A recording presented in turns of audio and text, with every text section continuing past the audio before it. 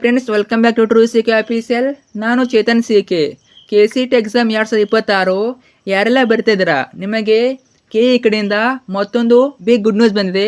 ಏನು good news ಸಂಪೂರ್ಣ ಮಾಹಿತಿನ ತಿಳಿಸ್ಕೊಡ್ತೇನೆ. ಮಿಸ್ ಮಾಡದೆ ಕೊನೆವರೆಗೆ ನೋಡಿ, ಗಮನ ಇಟ್ಟು ಕೊನೆವರೆಗೆ ನೋಡಿ. ಈ ಒಂದು ವಿಡಿಯೋ ತುಂಬಾ ಇಂಪಾರ್ಟೆಂಟು. ಯಾರೆಲ್ಲ ಫಸ್ಟ್ ಟೈಮ್ ನಮ್ಮ ಚಾನಲ್ ಆಡ್ತಾ ಇದ್ದಾರಾ ಅಥವಾ ಚಾನಲ್ನ ಇನ್ನೂ ಕೂಡ ಯಾರು ಸಬ್ಸ್ಕ್ರೈಬ್ ಮಾಡ್ಕೊಂಡಿಲ್ಲ, ಮಿಸ್ ಮಾಡದೆ ಚಾನಲ್ನ ಸಬ್ಸ್ಕ್ರೈಬ್ ಮಾಡ್ಕೊಳ್ಳಿ.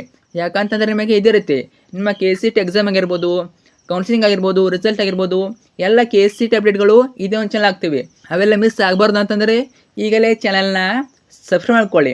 ಜೊತೆಗೆ ವಿಡಿಯೋನ ಲೈಕ್ ಮಾಡಿಬಿಟ್ಟು ಎಲ್ಲ ಫ್ರೆಂಡ್ಸ್ ಶೇರ್ ಮಾಡಿ, ಅವ್ರಿಗೂ ಈ ಒಂದು ಅಪ್ಡೇಟ್ನ ತಿಳಿಸಿ. ಓಕೆ, ಜೊತೆಗೆ ಇಲ್ಲಿ ಇನ್ನೊಂದು ಇಂಪಾರ್ಟೆಂಟ್ ವಿಷಯ, ನಿಮ್ಮ ಕೆ ಸಿ ಟಿ ಎಕ್ಸಾಮ್ಗೆ ಇನ್ನೂ 9 ಡೇಸ್ ಬಾಕಿ ಇದೆ. ನಿಮ್ಮ ಕೆ ಸಿ ಟಿ ಪ್ರಿಪರೇಷನ್ಗೆ ಹೆಲ್ಪ್ ಆಗೋ ರೀತಿ ಕಾಲೇಜ್ ದೋಸ್ತ್ ಅವರು ಫ್ರೀ ಚಾಟ್ಬಾಟ್ನ ಕೊಡ್ತಾ ಇದ್ದಾರೆ. ಇದರಲ್ಲಿ ನಿಮಗೆ ಕೆ ಸಿ ಟಿ PYQs ಆಗಿರ್ಬೋದು, ಇಂಪಾರ್ಟೆಂಟ್ ಚಾಪ್ಟರ್ಸ್ ಆಗಿರ್ಬೋದು, ಇಂಪಾರ್ಟೆಂಟ್ ಟಾಪಿಕ್ಸ್ ಎಲ್ಲ ಫ್ರೀ ಆಗಿರುತ್ತೆ, ಕಂಪ್ಲೀಟ್ ಫ್ರೀ ಆಗಿ ಸಿಗುತ್ತೆ. ಲಿಂಕು ವಿಡಿಯೋದ ಕೆಳಗಡೆ ಡಿಸ್ಕ್ರಿಪ್ಷನ್ ಬಾಕ್ಸ್ನಲ್ಲಿ ಕೊಟ್ಟಿರ್ತೀನಿ ಅಥವಾ ಕಾಮೆಂಟ್ ಬಾಕ್ಸ್ನಲ್ಲಿ ಕೊಟ್ಟಿರ್ತೀನಿ. ಒಂದ್ಸಲಿ ಹೋಗಿ ಚೆಕ್ ಮಾಡಿ, ನಿಮ್ಮ ಕೆ ಸಿ ಟಿ ಎಕ್ಸಾಮ್ಗೆ ತುಂಬಾ ಹೆಲ್ಪ್ಫುಲ್ಲು. ಓಕೆ, ಬನ್ನಿ ಇವತ್ತಿನ ಈ ಒಂದು ವಿಡಿಯೋನ ಶೇರ್ ಮಾಡೋಣ. ಓಕೆ, ನಿಮಗೆಲ್ಲ ಗೊತ್ತಿರ್ಬೋದು ಕೆ ಸಿ ಟಿ ರ್ಯಾಂಕಿಂಗ್ನ ಯಾವ ರೀತಿ ಅನೌನ್ಸ್ ಮಾಡ್ತಾರಂತ.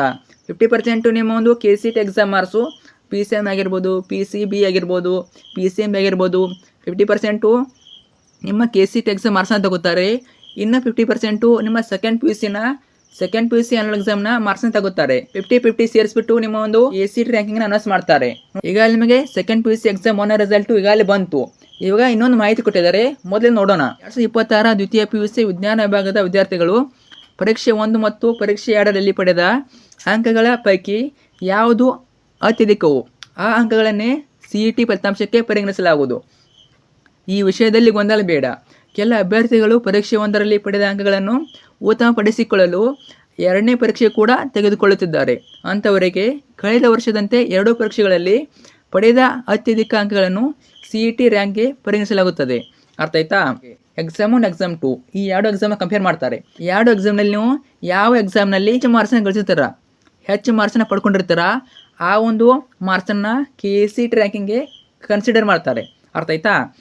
ಇಷ್ಟಕ್ಕೂ ದ್ವಿತೀಯ ಪಿ ಯು ಸಿ 2 ಪರೀಕ್ಷೆಗಳ ಫಲಿತಾಂಶ ಬಂದ ನಂತರವೇ CET ಫಲಿತಾಂಶ ಪ್ರಕಟಿಸೋದು. Second P U C exam 2 result ಬಂದ ಮೇಲೆ ನಿಮ್ಮೊಂದು CET ರಿಸಲ್ಟ್ನ ಪ್ರಕಟ ಮಾಡ್ತಾರೆ. ಹೀಗಾಗಿ 2ನೇ ಪರೀಕ್ಷೆ ಅಂಕಗಳನ್ನು ಪರಿಗಣಿಸುವುದಿಲ್ಲ ಎನ್ನುವುದು ಸುಳ್ಳು. ಇಂಥ ವದಂತಿಗಳಿಗೆ ಕಿವಿ ಕೊಡಬೇಡಿ. ಕರ್ನಾಟಕ ರಾಜ್ಯ ಪಠ್ಯಕ್ರಮದ PUC ಅಭ್ಯರ್ಥಿಗಳಿಗೆ ಮಾತ್ರ ಈ 2 ಪರೀಕ್ಷೆಗಳ ನಿಯಮ ಅನ್ವಯವಾಗುತ್ತದೆ. ಉಳಿದಂತೆ ಕೇಂದ್ರ ಹಾಗೂ ಇತರ ರಾಜ್ಯಗಳ ಬೋರ್ಡ್ ಪರೀಕ್ಷೆ ತೆಗೆದುಕೊಳ್ಳುವ ಅಭ್ಯರ್ಥಿಗಳಿಗೆ ಇದು ಅನ್ವಯಿಸುವುದಿಲ್ಲ. ಇದು ಕೇವಲ ಕರ್ನಾಟಕ ರಾಜ್ಯ ಪಠ್ಯಕ್ರಮದ ವಿದ್ಯಾರ್ಥಿಗಳು, ಕರ್ನಾಟಕದಲ್ಲಿ ಯಾರೆಲ್ಲ ಕಲಿತಿದ್ದೀರಾ ಅವ್ರಿಗೆ ಮಾತ್ರ ಇದು. ಓಕೆ, ಸೊ ಇಷ್ಟು ಮಾಹಿತಿ ಅರ್ಥ ಆಯ್ತು ಅನ್ಕೋತೀನಿ.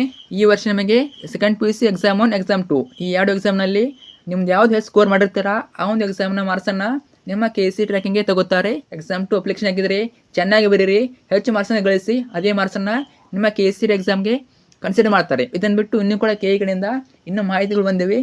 ಆ ಒಂದು ಮಾಹಿತಿಗಳನ್ನು ನೆಕ್ಸ್ಟ್ದಲ್ಲಿ ತಿಳಿಸ್ಕೊಡ್ತೀನಿ, ನೆಕ್ಸ್ಟ್ದಲ್ಲಿ ಮಾಹಿತಿ ಕೊಡ್ತೀನಿ.